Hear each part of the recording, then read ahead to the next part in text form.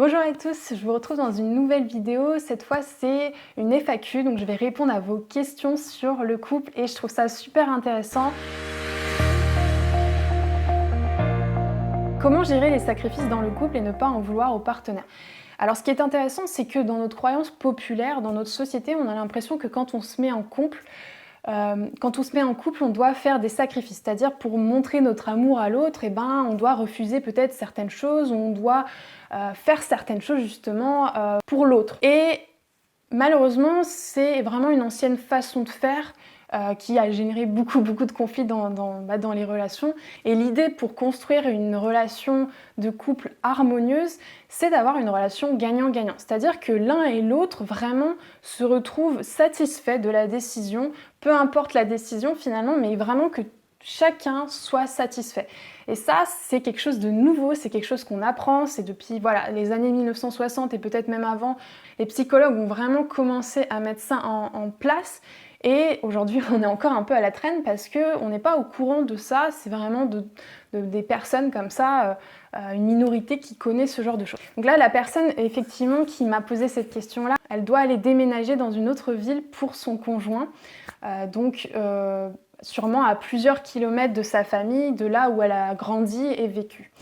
Et donc, par rapport à ce choix-là, l'idée, c'est pas de faire un sacrifice pour l'autre, pour le suivre, pour la relation. L'idée, c'est est-ce que moi, ça me convient dans ma vie d'aller déménager, par exemple, je vis à Paris et d'aller déménager à Toulouse. Est-ce que c'est quelque chose qui me convient personnellement? Pourquoi je dis ça? C'est parce que pour pas en vouloir au partenaire, ça doit être une décision qui nous appartient. On ne doit pas donner la clé de notre bonheur à notre conjoint et dire si je viens à Toulouse pour toi et que je suis pas heureuse, ça sera de ta faute en fait. Mais non, si moi je choisis d'aller à Toulouse, c'est que j'ai l'intention d'être heureuse là-bas et de créer mon bonheur. Donc ça m'appartient, je suis responsable de cette décision-là. Mais disons que c'est quelque chose qui ne me convient pas. Je n'ai pas envie du tout d'aller à Toulouse, je serai loin de ma famille, de mes amis. Ça ne me convient pas de vivre là-bas. Je ressens vraiment quelque chose qui va pas dans cette décision-là. Là, c'est le fait de prendre sa responsabilité et de se dire je ne viendrai pas, on se verra peut-être tous les week-ends, on se verra peut-être pendant les vacances, mais je fais le choix de rester à Paris et toi d'aller à Toulouse. Et c'est vraiment ça, c'est qu'on est tous libres et indépendants, nous sommes des êtres vraiment indépendants et c'est ça qu'il faut retenir, c'est qu'on ne doit pas, parce qu'on est en couple, dépendre de l'autre et de faire des choix pour l'autre. Parce que là, on rentre dans une relation de dépendance. Et là, c'est mauvais. Là, c'est vraiment mauvais pour déjà son propre bonheur, mais aussi le bonheur de l'autre, parce que si à un moment donné, je ne suis pas en accord par rapport à cette décision-là et que je rejette la faute sur l'autre en disant par amour, je t'ai suivi, tu devrais quand même me rendre service, tu devrais quand même comprendre, etc. Là, on rentre vraiment dans une relation qui n'est pas du tout harmonieuse et soit il y aura une séparation, soit là il va falloir faire une thérapie de couple pour aller amener vraiment de la communication et aussi de se responsabiliser au niveau de ses sentiments, de ses besoins, de ses choix de vie en fait, c'est très important. Donc l'idée c'est de ne pas faire de sacrifices dans son couple. Le but est de prendre des décisions vraiment par rapport à ses ressentis, c'est-à-dire vraiment de rentrer à l'intérieur de soi et de se dire ok, est-ce que ça me convient ou pas du tout? Et si ça me convient pas du tout, comment on fait? Et c'est pas aussi de prendre une décision seule, etc. On peut communiquer en couple et voir ce qui nous convient, qu'est-ce qu'on peut amener comme entente. Et là, ça demande vraiment d'avoir des clés de communication. Donc voilà pour la première question. Ensuite, comment faire renaître la complicité et la flamme après un passage à vide et sous le poids du quotidien, de la routine? J'ai une autre question qui est à peu près la même. Peut-on encore se retrouver quand le temps nous a éloignés? Donc on parle vraiment de routine, des habitudes, etc. Et donc, oui, bien sûr, quand on est en couple depuis des années et qu'on a les mêmes habitudes, on peut vraiment retrouver cette flamme-là, on peut enlever ses habitudes, changer la routine. Et souvent, quand on arrive dans ce genre de situation, c'est qu'on a un peu pris le couple pour acquis. C'est-à-dire, bon, bah voilà, on est un couple, on s'aime, ça fait des années, ça se passe plutôt bien. Bon, bah voilà. Et on fait plus trop d'efforts, en fait, finalement, dans notre couple pour faire des nouvelles choses, pour montrer à l'autre qu'on l'aime, pour lui faire plaisir, faire des cadeaux, des surprises, etc. Comme un peu au début d'une relation, où quand on rencontre la personne, on découvre plein de choses, et puis on fait plein d'activités, et puis on sort vraiment de cette routine-là. Et donc l'idée, c'est que quand ça fait 5, 10 ans, 20 ans qu'on est en couple, c'est de retrouver un peu ces moments de début de relation où on va faire de nouvelles choses, où on va sortir de notre habitude, de notre zone de confort. C'est-à-dire que si on a l'habitude à 18h de rester chez soi et de regarder la télé ou de lire, etc., et qu'on fait plus d'activités, ça va être peut-être une fois par semaine, se dire écoute, qu'est-ce qu'on peut faire comme activité qui nous plairait tous les deux? Peut-être qu'on irait au resto, peut-être qu'on irait se balader. Qu'est-ce qu'on pourrait faire? Peut-être aller au théâtre, au cinéma, peut-être un jeu de société aussi. En fait, l'idée, c'est que qu'est-ce qu'on peut faire ensemble de nouveau toutes les semaines, d'instaurer vraiment une nouvelle activité. Le but est d'entretenir la relation. Comme si finalement la relation, elle n'était jamais acquise et que du jour au lendemain, on pouvait perdre la personne parce que la vie est imprévisible, on ne sait pas ce qui peut se passer. Et c'est vraiment d'avoir cette idée-là que on a envie d'entretenir la relation, on a envie d'apporter quelque chose à l'autre, alors dans ce cas-là, on fait des efforts pour trouver des activités. Alors quand je dis effort, c'est pas se forcer, c'est vraiment de simplement prendre une décision de bon, allez, qu'est-ce qu'on fait de nouveau aujourd'hui ensemble? On trouve quelque chose, on prend un papier et on fait une liste des activités qu'on aimerait bien faire ensemble. Et donc c'est ce que je conseille aux personnes, c'est de vraiment prendre une feuille, de noter toutes les activités sans juger, mais vraiment noter comme ça, voilà, j'ai envie de faire ça, ça, ça, ça. Et puis après, dire voilà, qu'est-ce qui me plaît aujourd'hui, qu'est-ce qu'on peut mettre ensemble en place dans les prochaines semaines. On peut tout à fait relancer justement cette flamme de vraiment sortir de ce passage à vide, mais là, il va falloir vraiment se dire que le couple n'est pas acquis du tout.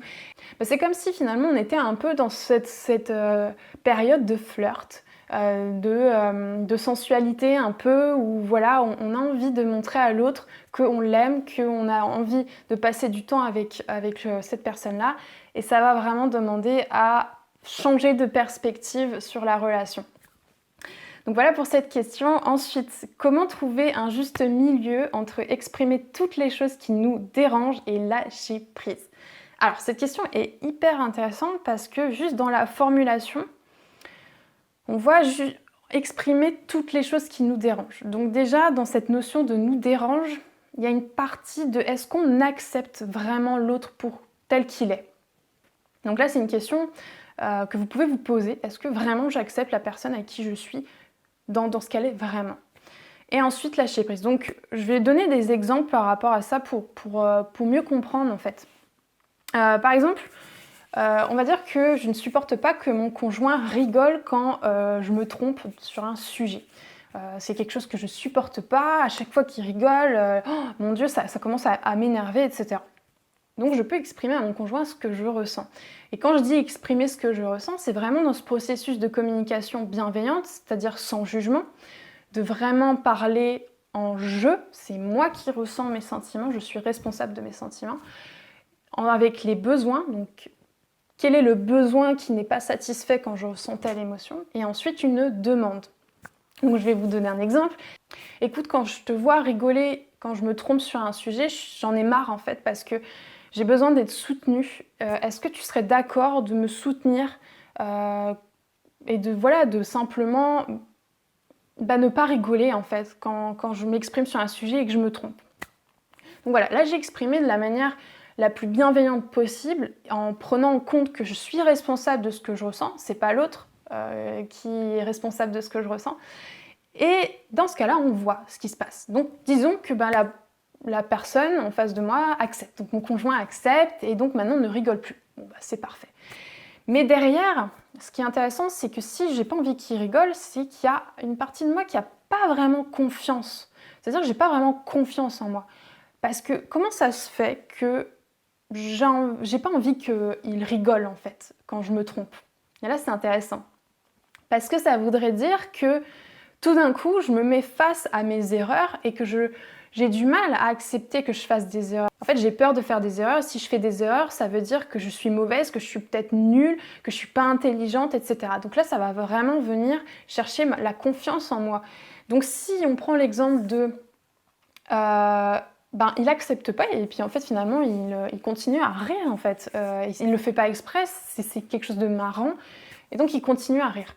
Et c'est là où le lâcher prise arrive. C'est-à-dire que ok, il continue. Donc dans ce cas-là, je fais quoi? Est-ce que je continue finalement à lui demander d'arrêter de rigoler ou est-ce que je travaille sur ma confiance en moi et d'aller vraiment renforcer en moi que c'est pas parce que je fais une erreur sur un sujet que je suis nulle, que je suis pas intelligente.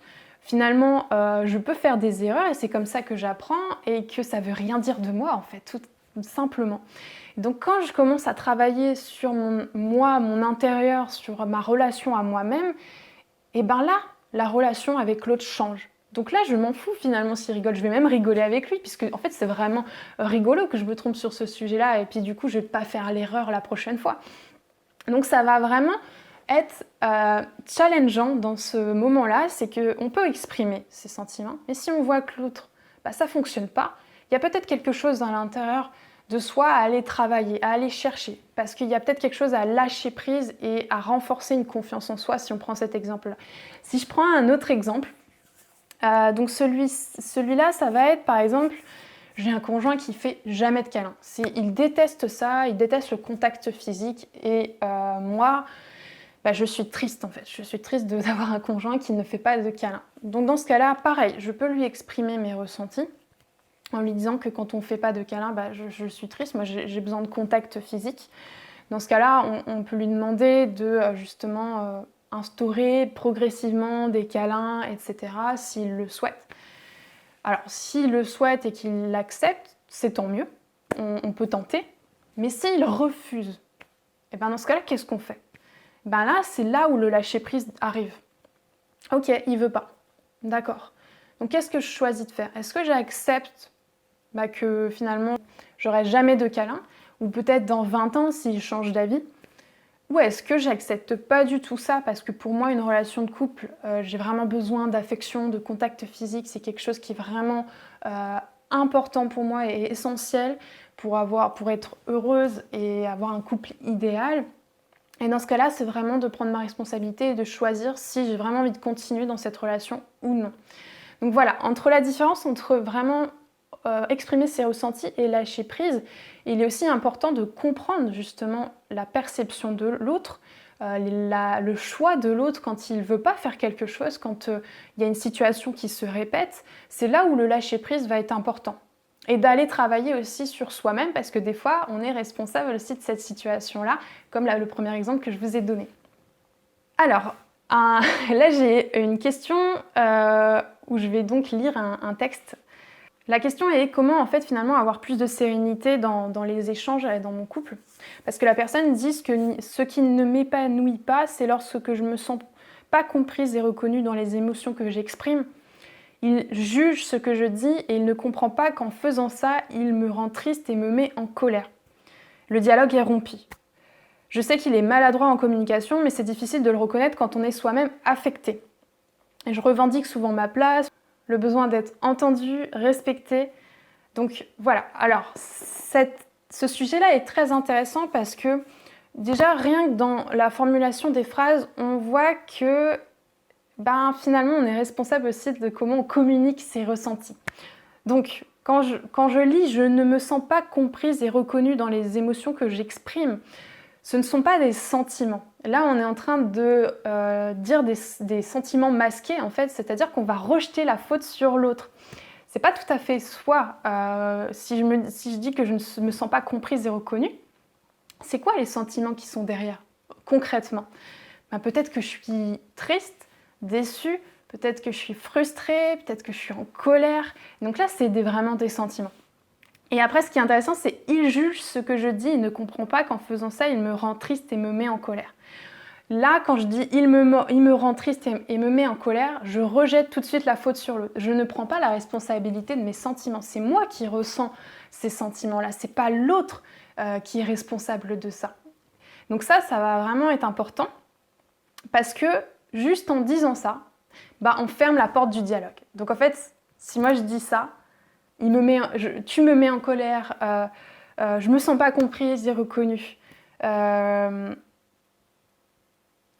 moi en fait qui est en train de rompre le dialogue. Je suis déjà en fait la première responsable du dialogue, c'est moi qui viens tout juste d'employer ces mots-là en fait. Donc là, c'est ce que je disais tout à l'heure, ça va vraiment être de reprendre le processus de la communication bienveillante. Parce que quand je dis il me juge, il juge ce que je dis, alors comment on sait qu'il juge ce que je dis ? C'est-à-dire que si on fait une observation, ça va être peut-être, il détourne le regard, il souffle, il roule des yeux, peut-être qu'il fronce les sourcils. Et là, on va vraiment prendre une observation. On n'est plus en train de juger là. Donc, si je dis, écoute, quand tu es en train de souffler, quand je suis en train de parler, je me sens triste. Parce que j'ai besoin de respect. Qu'est-ce que tu en penses ? Du coup, là, je suis en train d'ouvrir le dialogue. J'ai ouvert une question, une demande, qu'est-ce que tu en penses de ce que je viens de te partager comme ressenti ? Et là, on ne rompt plus le dialogue. Et ça va être aussi intéressant quand la personne va s'exprimer à son tour, d'aller aussi l'écouter pleinement, sans aller juger, rectifier, peut-être modifier ce que la personne va dire en fait. Donc là, justement, pour avoir plus de sérénité dans les échanges, ça va être super important d'aller travailler sur comment on communique ses ressentis en fait, sans jugement, vraiment en prenant la responsabilité de ses sentiments, en identifiant ses besoins. C'est quoi mes besoins quand je me sens triste, quand je me sens en colère ? Peut-être que j'ai besoin d'être entendue, d'être soutenue, d'être respectée. Mais du coup, comment on fait ça ? C'est-à-dire que, ok, d'accord, je dis à la personne, écoute, j'ai besoin d'être respectée. Mais dans la demande, ça va être super important de savoir comment faire. Donc si je reprends la personne qui souffle, quand je parle, c'est peut-être aussi de simplement lui demander, écoute, est-ce que tu serais d'accord de plus souffler quand on discute ensemble ? Et là, c'est une demande très concrète. Et après, bien sûr, ce n'est pas d'exiger à la personne de ne plus souffler. Et là, on va revenir sur le lâcher-prise. Est-ce qu'il y a peut-être aussi un manque de confiance en soi à aller peut-être travailler sur ça ? Voilà, il y a vraiment un travail des deux côtés. C'est-à-dire à la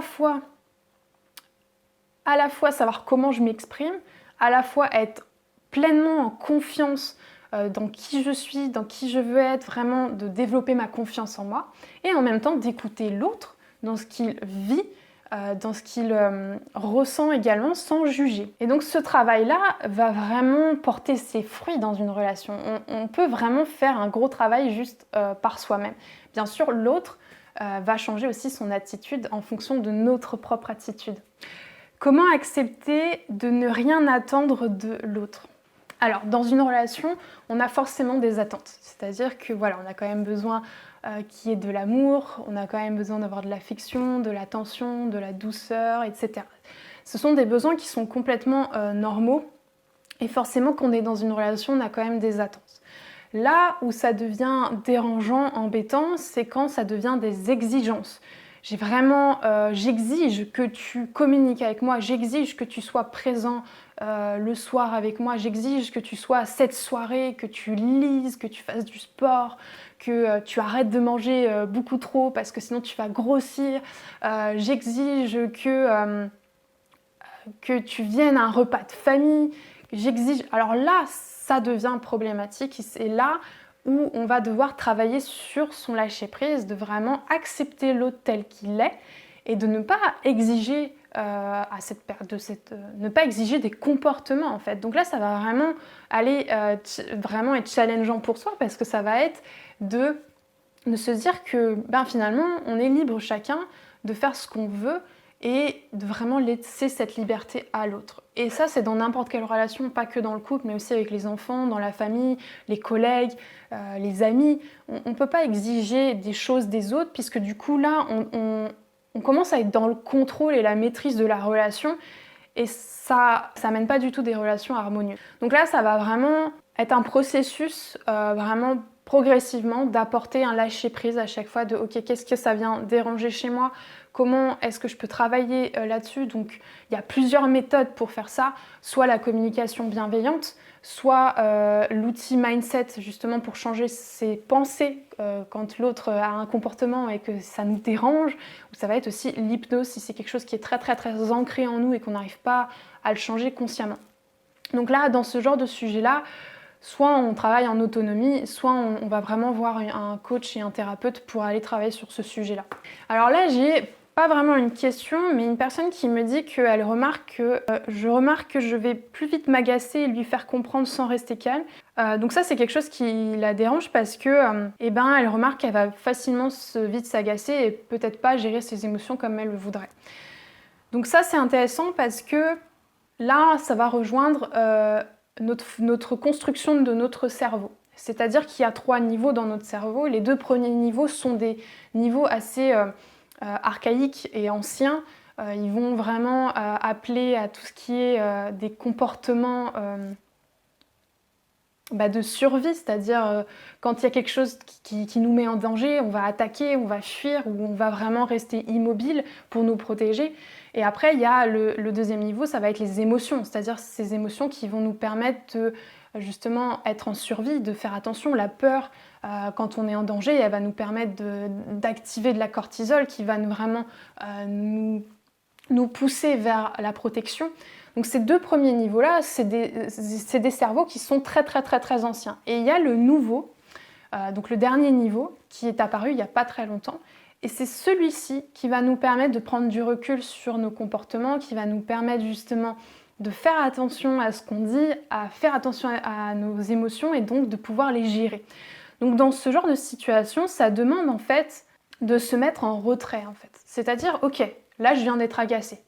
Il y a une situation qui est arrivée et je commence vraiment à être agacée. Donc là c'est hop, ok, je suis agacée, de s'en rendre compte, de l'identifier et d'aller en fait déjà descendre l'émotion, le sentiment, de pouvoir la réguler toute seule pour après commencer un dialogue.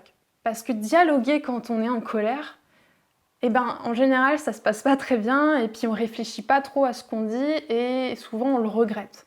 Donc l'idée c'est souvent d'aller dans une autre pièce, aller se balader, prendre l'air pour pouvoir faire redescendre ça. Des fois ça suffit de quelques minutes, mais des fois ça demande peut-être 1 heure, 2 heures. Et dans ce cas-là, pendant ces 2 heures-là, de se mettre en retrait, même de dire à l'autre tout simplement, écoute là j'ai besoin de faire redescendre un peu cette colère-là, je vais prendre l'air et je vais revenir. Et de vraiment assumer cette position-là parce que ça va permettre d'instaurer un dialogue beaucoup plus facilement. Là, ça va vraiment demander d'aller s'autodiscipliner, c'est-à-dire d'aller à chaque fois identifier son sentiment et d'aller vraiment prendre l'air, d'aller faire quelque chose qui va nous faire du bien pour pouvoir après instaurer un dialogue. Alors si la colère monte même dans le dialogue, on peut tout à fait l'arrêter et reprendre après. Ça va être vraiment de gérer ses émotions au maximum pour justement instaurer un dialogue et de travailler sur qu'est-ce qui nous agace à ce point-là, en fait, tout simplement. Parce que là, il y a un gros travail sur soi-même, sur gérer ses émotions avant justement d'apporter un dialogue. Donc là aussi, effectivement, est-ce qu'on veut faire un travail en autonomie ou est-ce qu'on a besoin d'un coach, un thérapeute pour aller travailler ça ? C'est très important de se poser cette question-là. Et la dernière question, c'est comment aider l'autre quand il est en souffrance ? Alors, la souffrance peut être sous différents aspects, ça peut être une maladie, ça peut être simplement une dépression ou des choses comme ça. Vraiment, il y a différentes formes de souffrance. On peut aider une personne quand elle est en souffrance, mais là, ça va demander de lui poser la question, de lui demander si elle est OK. De demander est-ce que tu as besoin d'aide, est-ce que tu as besoin de soutien, est-ce que tu veux que je t'aide à faire ça, est-ce que tu veux que je sois présente, etc. Si la personne dit oui, dans ce cas-là, on peut être simplement à ses côtés. Et si elle dit non, c'est là où ça devient compliqué, mais on ne peut pas forcer. Là, je suis encore dans cette notion d'exigence, on ne peut pas exiger à l'autre d'accepter notre aide. Et donc, ça va être vraiment ce lâcher-prise de « je suis là, je suis présente, mais je ne peux pas agir ». Et même des fois, quand la personne est vraiment, vraiment en souffrance et qu'on peut rien faire parce que c'est quelque chose qui est quotidien, et que on avance avec elle, c'est vraiment faire un travail sur soi, sur ses pensées, pour vraiment développer ce courage, cette force. Parce que nous, plus on est fort à l'intérieur de soi, plus on peut vraiment accompagner et aider la personne. Mais si nous, on est complètement effondré par rapport à cette situation-là, on va avoir des difficultés à aider cette personne-là. Ça va être vraiment pour soi de prendre soin de soi, prendre l'air, faire des activités déjà seul, pour pouvoir vraiment être présent pour l'autre. Et simplement, en fait, la présence est déjà beaucoup.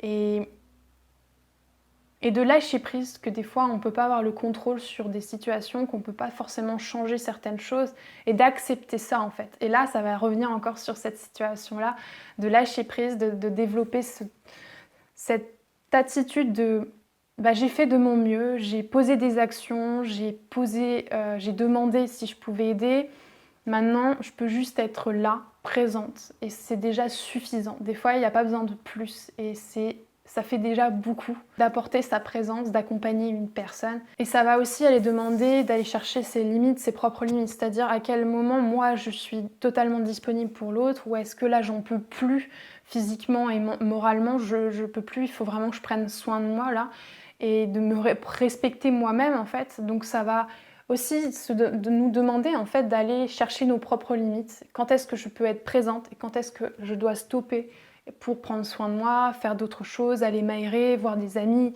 peut-être prendre une semaine de vacances, etc. Peut-être me faire aider, accompagner par des professionnels. En fait, tout dépend de la situation, mais ça va vraiment d'aller chercher ses propres limites et d'aller accompagner et de dialoguer avec l'autre et avec soi-même également pour savoir où elles sont nos limites. Voilà, donc j'ai fini toutes les questions, il y en avait pas mal, donc ça va faire une grande vidéo finalement.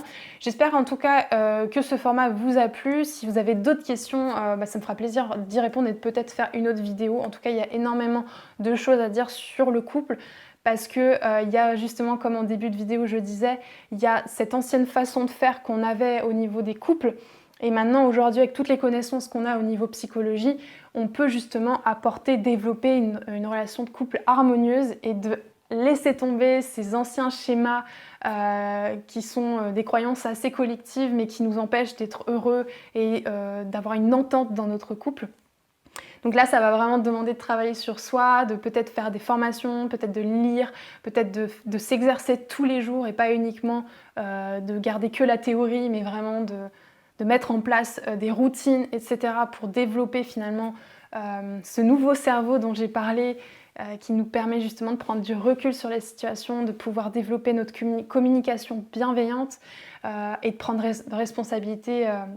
prendre la responsabilité de nos sentiments. Ça, c'est vraiment, vraiment super important. Donc voilà, je vous souhaite une très très bonne journée et je vous dis à très bientôt.